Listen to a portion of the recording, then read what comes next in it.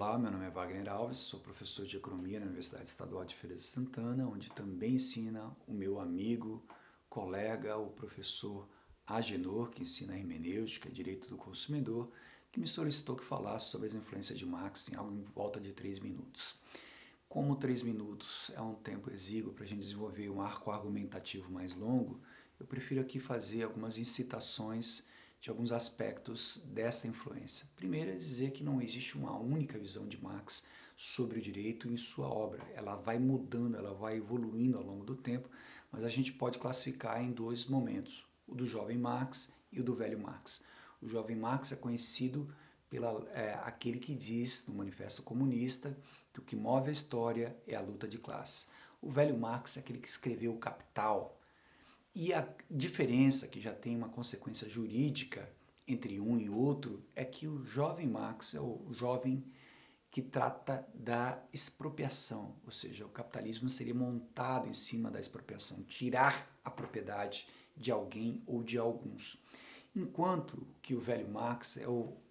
autor da exploração, ou seja, não é tirar a propriedade, mas sim um sistema de acumulação de capital onde o trabalhador produz um produto que tem um valor acima do que ele recebe e esse trabalho não pago, né, entra num sistema que produz a mais-valia, a acumulação do capital. Essa é uma primeira diferença.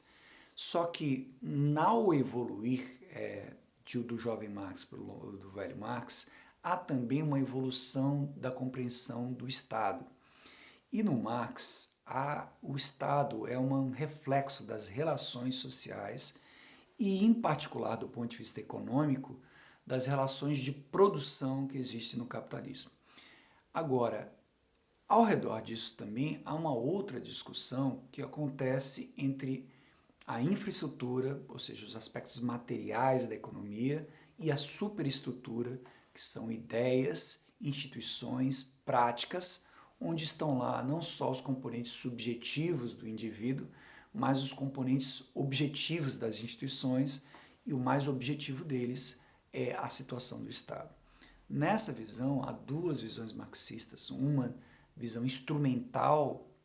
do marxismo, que entende que ao dominar o Estado, conseguiria dominar as relações, modificar as relações sociais dessa sociedade e as relações de produção em particular, e há uma outra visão, que é uma visão, diria, interativa do Estado, onde a sociedade influencia o Estado influencia a sociedade e não apenas o Estado tem o poder de determinar o que a sociedade faz. Nessa evolução, há uma compreensão ou uma manifestação de uma certa compreensão sobre a igualdade dos sujeitos e a liberdade que ele tem. Então, esse desenvolvimento da superestrutura faz com que os agentes subjetivamente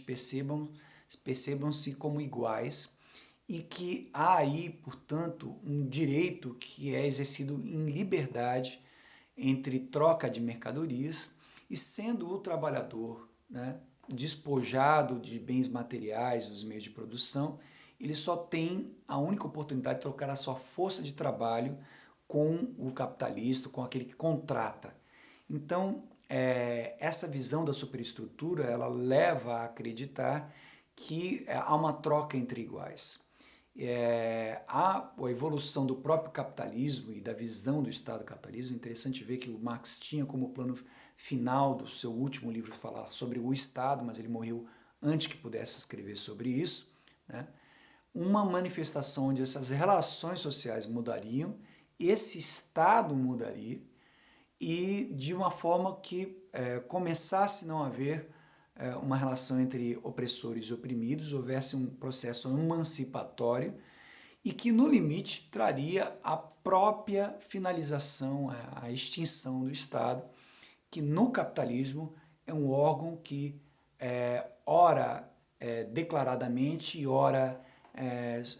tacitamente, cumpre um papel de imprimir ou obrigar ou forçar que hajam relações que pareçam como iguais, como são, na verdade, relações estabelecidas entre desiguais. A esfera de influência do Marx sobre o direito é muito grande,